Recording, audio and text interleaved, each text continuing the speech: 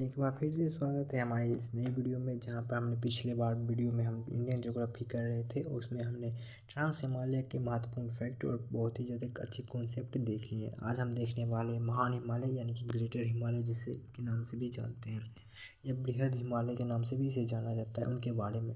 तो सबसे पहले बात आती है, आखिर महान हिमालय यानी हिमालय को महान क्यों कहते हैं। तो सबसे बड़ी बात आती है कि महान आखिर इसे क्यों बोला जाता है। तो चलिए शुरू करते हैं इस लाजवाब से वीडियो को। दोस्तों, हिमालय को महान इसलिए कहा जाता है क्योंकि इसकी एक तो सबसे लंबाई अधिक है, सबसे ज़्यादा लंबा ये रखने वाला हिमालय है ये। इनकी लंबाई कितनी है? 2500 किलोमीटर है। और ये सबसे ऊंचा है, यानी कि दुनिया की सर्वाधिक ऊंची ऊंची चोटियाँ इसी पे पाई जाती है। और इसका महत्व देखिए तो ये साइबेरिया यानी कि जो साइबेरिया प्रदेश से रसिया की जो ठंडे प्रदेश से उनके आने वाले ठंडी हवाओं को रोकता है और उत्तर भारत में प्रवेश करने से रोकता है उन हवाओं को, जिसकी वजह से हमें बहुत ही ज़्यादा सुरक्षा प्रदान करते हैं। और इन्हीं हिमालयों से ग्लेशियर हैं जो पिघलते हैं तो नदियों का निर्माण करते हैं, और नदियाँ जल लेके हमारे उत्तर भारत के मैदान का निर्माण करती है, उनकी मृदाओं को उपजाऊ बनाती है। और वर्षा के लिए भी बहुत ही ज़्यादा इम्पोर्टेंट है, क्योंकि हिमालय की चोटियों से टकरा कर ही बादल ऊपर की ओर जाते हैं और संघनन करते हैं, जिससे वर्षा होती है। और तापमान को भी रेगुलेट करने का कार्य हिमालय पर्वत करता है। इसीलिए हिमालय बहुत ही ज़्यादा इम्पोर्टेंट है, और इसी इम्पोर्टेंट वजह से ही इसे महान का दर्जा दिया गया है इस हिमालय को। ठीक है।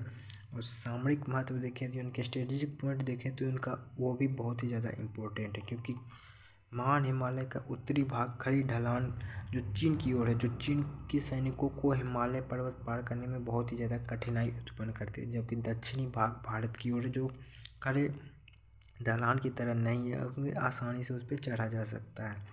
ठीक है। इसका विस्तार देखिए तो इसका विस्तार कितना है, नंगा पर्वत लेके नामचा पर्वत तक है। इनकी चौड़ाई की बात करें तो 400 किलोमीटर से लेके 160 किलोमीटर तक यह चौड़ा है। पश्चिम दिशा में देखें तो ये 400 किलोमीटर चौड़ा है, जबकि पूर्व में 160 किलोमीटर की ये चौड़ाई रखता है, जबकि ये 2500 किलोमीटर लंबाई रखता है। इनकी औसतन ऊंचाई की बात करें तो ये 6000 मीटर है, जबकि 8000 मीटर से ज़्यादा ऊंची चोटियाँ यहाँ पे 10 चोटियाँ ऐसी मिलती है जिसकी औसतन ऊंचाई 8000 मीटर से ज़्यादा है। और ये हमें जो औसतन ऊंचाई मिलती है हिमालय के मध्यवर्ती भाग से मिलती है। महान हिमालय की सबसे ऊंची चोटी की बात करें तो महान हिमालय की सबसे ऊंची चोटी है माउंट एवरेस्ट, जो दुनिया की सबसे ऊंची चोटी है। इनकी ऊंचाई की बात करें तो 8850 मीटर है। रिसेंटली की बात करें तो इतना ही है, 8850 मीटर, जबकि आपकी पुरानी बुक या ओल्ड बुक में देखेंगे तो उनमें 8848 मीटर होंगे। जबकि आपको बता दें कि नए सिरे से जब इसे मापा गया तो इसकी ऊंचाई 2 मीटर बढ़ चुकी है। आपको ध्यान रखना है, अब नया डाटा याद करना है तो वह है 8850 मीटर। इनकी ऊंचाई क्यों बढ़ गई है तो वही कारण है कि अवसादों पर अभी भी दबाव बढ़ रहा है, अभी भी इनकी पर्वतों के दोनों प्लेटों की ओर से दबाव पड़ रहा है, जिसकी वजह से इसकी ऊंचाई अभी भी बढ़ रही है। प्लेट टेक्टोनिक की थ्योरी अभी भी हो रही है।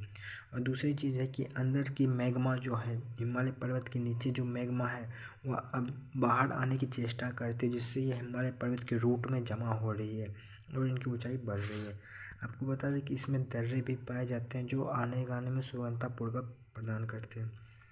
बृहद हिमालय यानी कि महान हिमालय में भोटिया जनजाति पाई जाती है, जो मौसमी प्रवास के लिए जानी जाती है। महान हिमालय मध्य हिमालय से मीन सेंट्रल थ्रस्ट से अलग होता है। ये बहुत ही ज़्यादा इंपॉर्टेंट है आपके लिए। महान हिमालय मध्य हिमालय से मीन सेंट्रल थ्रस्ट से अलग होता है। आई होप वीडियो पसंद आए तो आप लाइक करना, चैनल पर